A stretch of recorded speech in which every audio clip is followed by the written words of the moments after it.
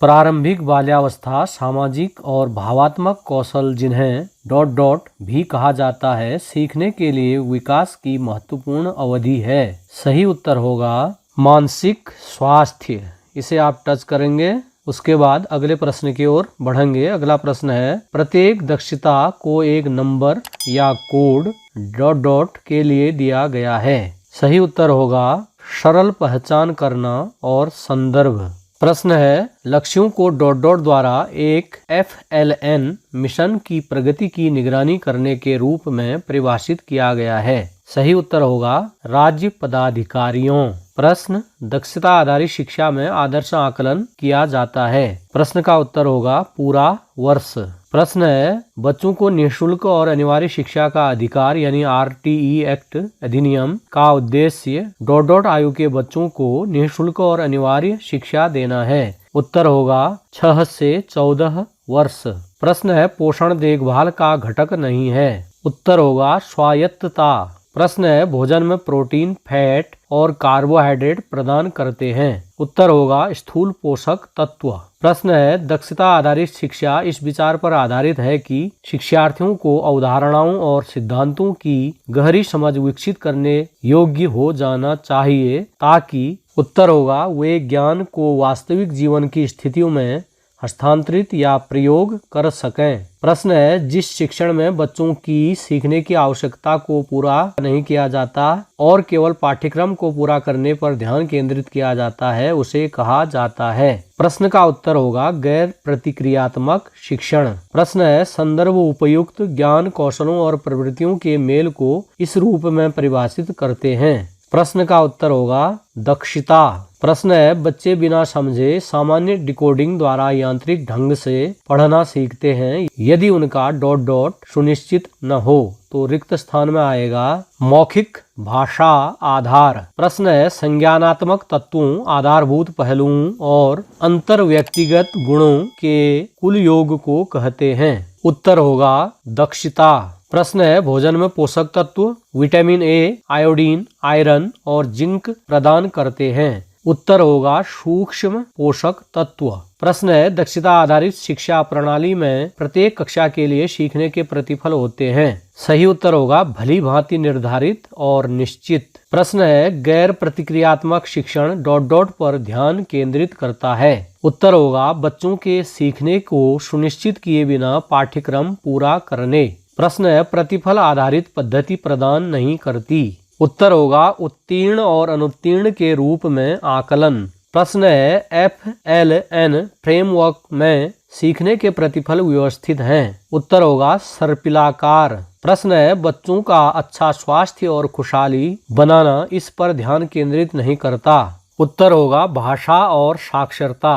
प्रश्न है, गतिविधियां जैसे काटना, फाड़ना, चिपकाना, मोती पिरोना, पहेलियां जोड़ना, गीली मिट्टी या क्ले, बालू, पानी आदि से खेलने से होता है।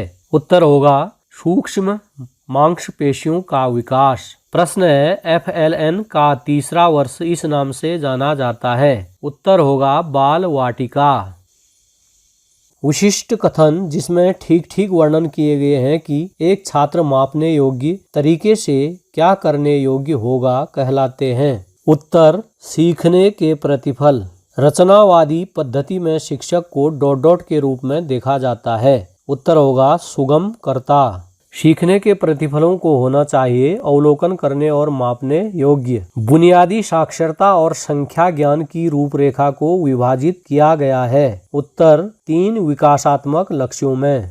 कौन सा लक्ष्य FLN का नहीं है? बच्चे खेलों में भाग लेते हैं। भावनाओं की अभिव्यक्ति और प्रबंधन, सकारात्मक और उपयोगी संबंध स्थापित करने की योग्यता और परिवेश को खोजने और संलग्न होने की योग्यता एक हिस्सा है। उत्तर सामाजिक भावात्मक विकास। ... के अंत तक बच्चे सीखने के ऐसे तरीकों के आदी हो जाते हैं जो जीवन पर्यंत चलता रहता है। उत्तर कक्षा 3। कौन सा दक्षता आधारित शिक्षा का प्रतिफल नहीं है? उत्तर होगा छात्र वार्षिक परीक्षा में उच्च अंक प्राप्त करते हैं। दक्षता आधारित शिक्षा प्रणाली में आकलन का प्रयोग होता है।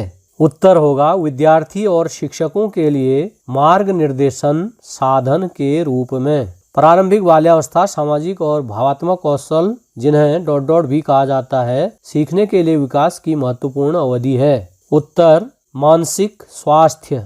FLN फ्रेमवर्क में दक्षताएं और सीखने के प्रतिफल प्राप्त किए गए हैं। उत्तर होगा विकासात्मक लक्ष्यों से। सीखने के प्रतिफल एक विशेष कक्षा और विषय के लिए प्रतिचित्रित करते हैं। उत्तर होगा पाठ्यचर्या को।